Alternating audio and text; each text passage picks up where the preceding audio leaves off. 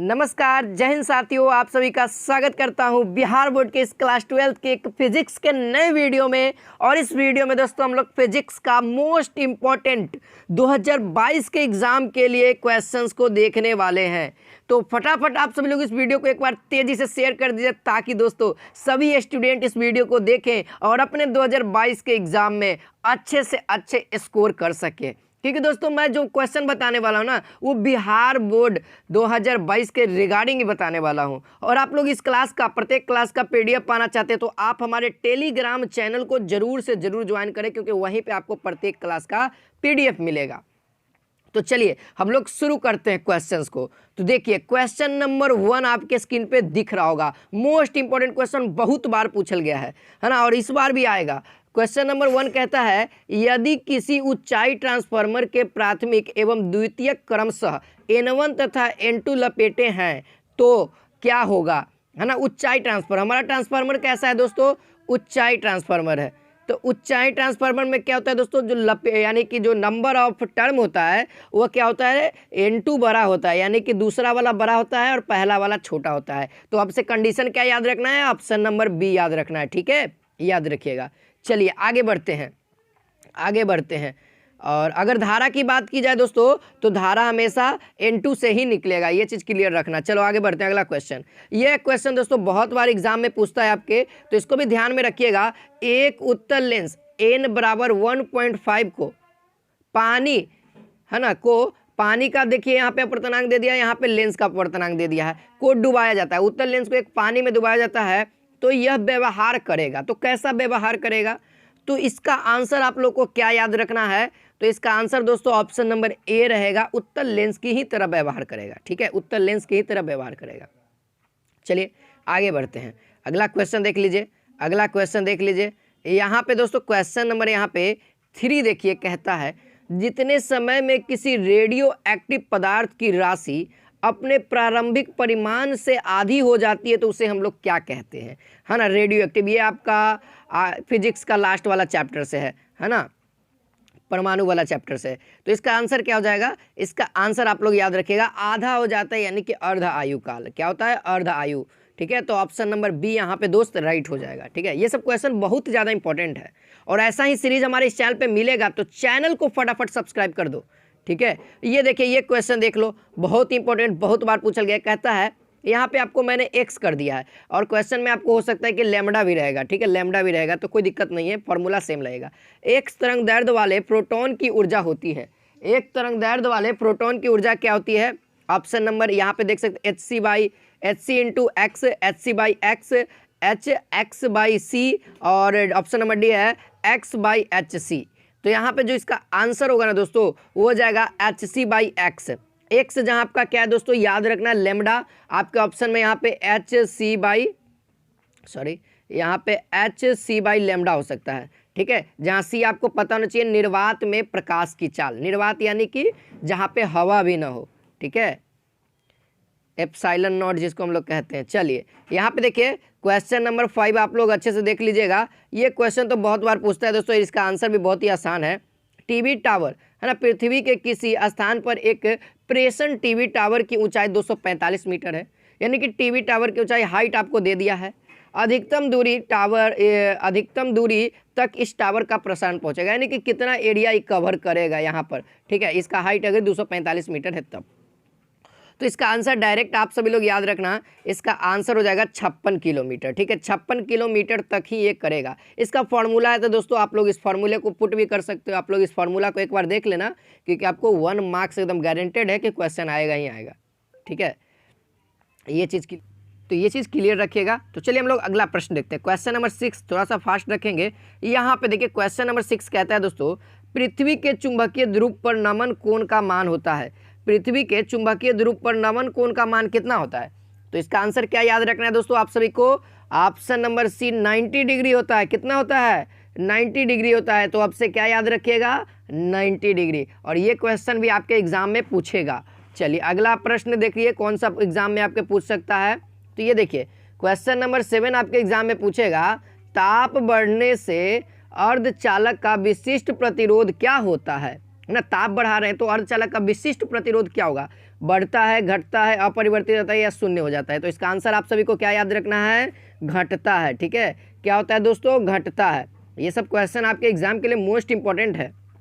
चलिए question number 8 देख लीजिए, और ये आपका लेंस वाले क्वेश्चन है और जो कि बार बार पूछता ही है। यहाँ पे क्वेश्चन नंबर 8 कहता है 2 गो लेंस है जिसकी क्षमता -15D है और एगो का +5D है। तो दोनों को क्या कर जाता है दोस्तों, संयुक्त है, यानी कि एक दूसरे से कांटेक्ट किया जाता है। मान लो ये एक लेंस है तो ये तो ये दोनों को संपर्क किया गया है, तो समायोजन फोकस दूरी क्या होगा, तो समायोजन का फोकस दूरी का फॉर्मूला होता है, याद है ना आप सभी को। तो यहाँ पे जो आंसर हो जाएगा दोस्तों वो हो जाएगा माइनस कितना हो जाएगा जी, आंसर ऑप्शन नंबर बी हो जाएगा -10 सेंटीमीटर। डायरेक्ट आप लोग इसको जोड़ सकते हो। ठीक है, डायरेक्ट आप लोग इसको जोड़ करके भी बना सकते हो, और नहीं तो फॉर्मूला पे भी अप्लाई कर सकते हो। सिंपल है, क्योंकि 2 ही लेंस दिया हुआ है, समायोजन करना है, जोड़ना है। ठीक है, ये चीज़ याद रखना। तो क्वेश्चन नंबर 9 कहता है आदर्श ए मीटर का प्रतिरोध होता है। आदर्श ए मीटर का प्रतिरोध कितना होता है, आदर्श कह दिया ना, तो आप सभी को याद क्या रखना है, 0। ठीक है, क्या याद रखना है, 0। अगर केवल आमीटर का है तो बहुत कम, ये चीज़ ध्यान रखना। ठीक है, आदर्श का 0 होता है।